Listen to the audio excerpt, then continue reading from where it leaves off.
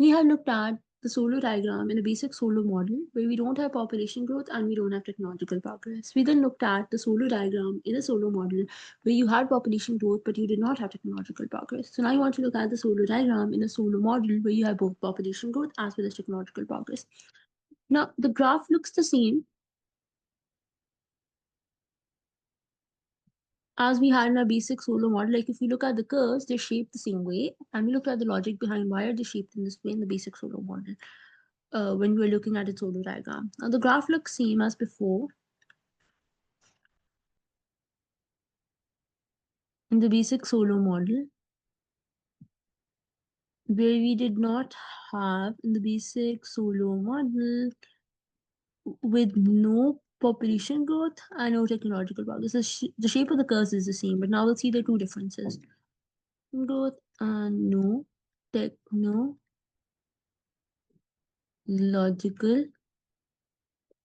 progress. But now there are two differences. The first difference that you will notice is everything is in terms of per effective worker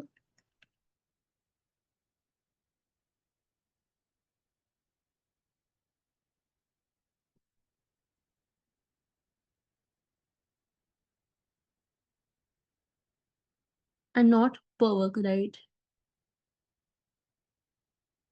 When we did not have technological progress, whether we were looking at the basic Solow model where we did not have population growth or the Solow model with population growth but no technological progress, everything was in terms of per worker. We had output per worker, break-even investment per worker, investment per worker. But when we have technological progress, and to be more precise, labor augmenting technological progress, then in that case, all of our analysis is done in terms of per effective worker. So now we can notice everything is in terms of per effective worker. That's the first difference from a basic Solow model graph. And because we have labor augmenting technological progress in this case, we have labor augmenting technology in this case. So that's why instead of per worker, working in per effective worker terms. That's the first difference, that you're not working in per worker. With labor augmenting technology, you're working in per effective worker terms. The second thing, break even investment now involves compensating for GA and GN as well, apart from delta.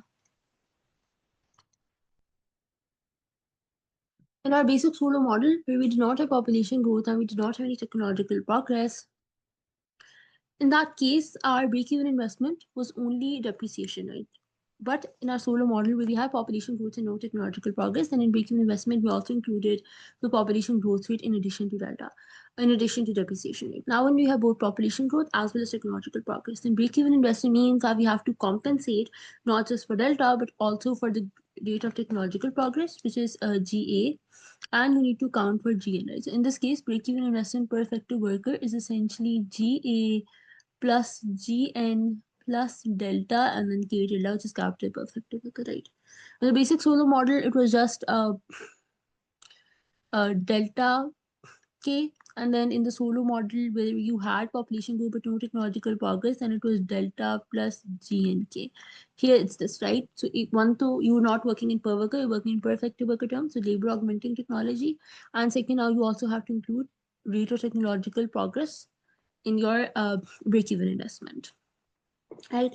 So the graph is going to be the same. The curves are going to look similar to one you had in the basic Solow model as well, where you didn't have either of these things like population growth and technological progress.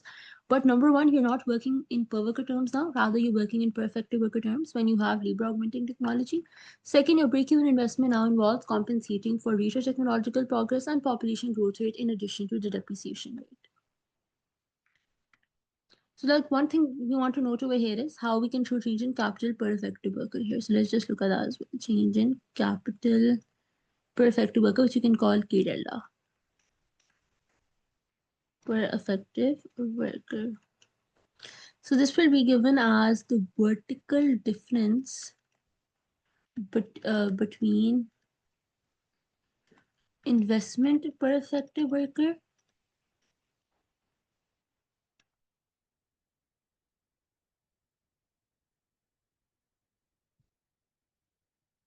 and break-even investment per worker. Investment per effective worker, sorry, investment per effective worker. Now, why is this true? This is true because we need to recall. So recall, if you look at a capital accumulation equation in this case, so it's change in capital per effective worker is equal to, we know, investment per effective worker minus break-even investment per effective worker, because delta plus n plus GA K delta, right? So this is break-even investment per effective worker, right? So if you recall the capital accumulation equation, once you introduce both population growth and technological progress, where we're looking at labor augmenting technology, so it's given us the capital accumulation equation is change in capital per effective worker is investment per effective worker minus break-even investment per effective worker, right? So because of that, because based on this capital accumulation equation in our Solow diagram, we can see a change in capital per effective worker is just the vertical difference between investment per effective worker and break investment per effective worker. And let's show this on our graph as well. Now this is O. Let's say this is B, and let's say this is I. Right. So over here we can see okay, this is a investment. Okay, let me just wait a second. This is investment per effective worker, and this is recognition per effective worker, right? So yeah, let's just be more precise. So yeah, sorry. So this is investment per effective worker. So this is I by EN, right? So OI. OI is investment per effective worker, right? So this is OI, right? And then let's look at what break investment per effective worker is this, right? So this is like BI, break investment per effective worker, right? So break investment per effective worker is OB. So the difference between investment per effective worker and break investment per worker is change in capital per effective worker K tilde. Right, so this is just K tilde, delta K tilde. So this is like in the graph, this is just BI, change in capital per effective worker, right?